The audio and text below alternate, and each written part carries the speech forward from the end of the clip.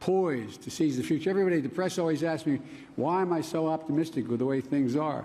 Take a look at all these young folks. They're the best educated. They're the most generous. They're the people who have done the most. They're ready to volunteer, and they're the least prejudiced folks in the world. It's a new generation, and that's an underpinning. It gives me an enormous sense of, and I mean this sincerely, an enormous sense of optimism. We have everything we need right here in the Western Hemisphere, not only to point ourselves toward a future that is more... Hundreds of thousands of people that currently meet eligibility requirements are going to receive an extra $750 check in their pockets. Lawmakers have said these checks will help many low and middle income households, and top Democrats are worried about how they will address the rising gas prices. Be sure to watch to the end of the video to find out if you're eligible for the 4th stimulus check, everybody. You definitely don't want to miss out on this video. Now, Minnesota's frontline workers will get a bonus check under a $500 million deal that Minnesota Governor Tim Walz signed into new law. The legislators hammered out the measure after initially disagreeing on how much to spend and who should get the money.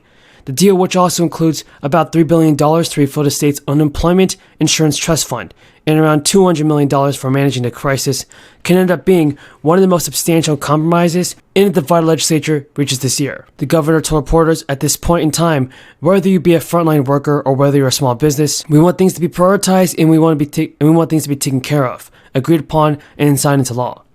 Now, how many people will qualify for the hero pay and how much they will get has yet to be determined, but state officials have estimated that around 700,000 workers will get around $750 each, but that could change depending on who applies, and it's ultimately deemed eligible. While it's possible to estimate the number of jobs in each sector the legislature included in the definition of frontline worker, from healthcare to public transit, it's hard to know how many of those workers meet other criteria, including being required to work in person. Now, a total of $500 million is estimated to be sent out to around 667,000 frontline workers. That amounts to $750 for each eligible worker, though the number could change depending on how many people apply.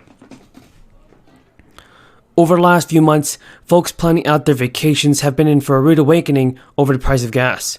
The national average for a gallon of regular gas topped $4.70 for the first time ever this week.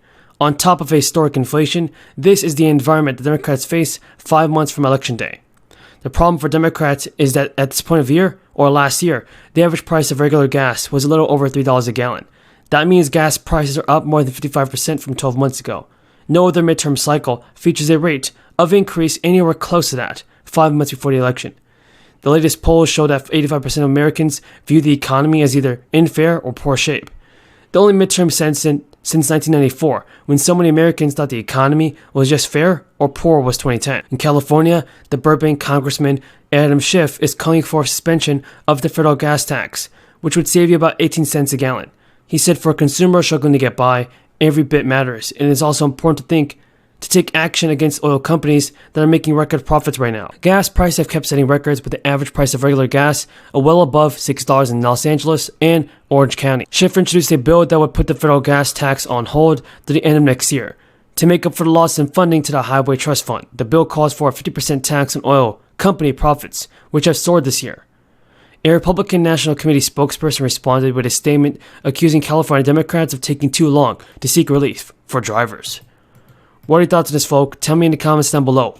Do you think that President Biden is doing all that it takes to send a stimulus check, or do you think he needs to do a better job on this? Testimony. Let me begin the questioning with a question from Ms. Altman. As you know, I've just introduced legislation to expand Social Security benefits by $200 a month and to fully fund Social Security for the next 75 years by demanding that Americans who make more than $250,000 a year pay their fair share of taxes. As an example of the absurdity of the current situation, just as an example, last year the CEO of Apple made over $700 million in total compensation. He pays the same amount of money into Social Security as someone who makes $147,000 a year. Does that make any sense to you, Ms. Altman? Absolutely not. And the American people are very clear about this. They, as I say, they are quite in agreement with what you're proposing. Mr. Roach, an important point that you made in your testimony is that Social Security benefits are not adequate today to ensure retirement with dignity for every American. You note that you have seen, as I have seen, seniors put food back at the supermarket checkout because they could not afford their grocery bill. How would the bill that we are talking about today help senior citizens better able to live with security and dignity? What would it mean to the average person? It would mean a great deal, Chairman Sanders. The $2,400 a year would be a great benefit, especially to those who only have, the only other income they have is maybe $300 or $400, $500 a month.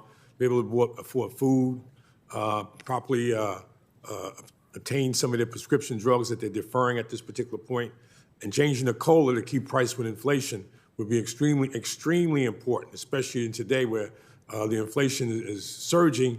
And I personally, I guess everybody sees the food at the supermarket just surging. I mean, every day the prices are going up. So I think in two areas, your legislation would be very helpful. I just want to add to something you said. Jeff Bezos, the chairman of Amazon, only W-2 is $82,000. He's not even paying the $447,000. So just some information for you. Good. Mr. Lawson, what impact would raising the retirement age to 70 years of age have on workers in this country?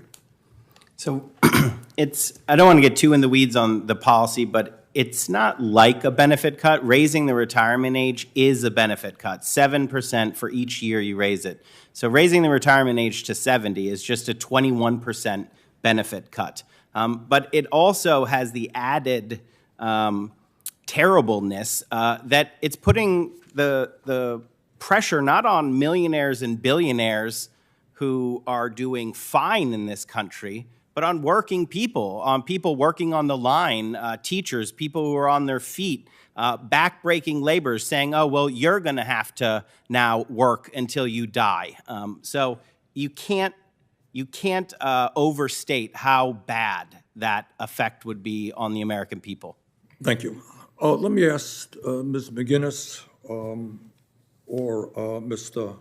Akabas a question, and that is, does it make sense to you that somebody who makes $700 million in a given year pays the same amount of money into Social Security as somebody who makes $147,000? Ms. McGinnis?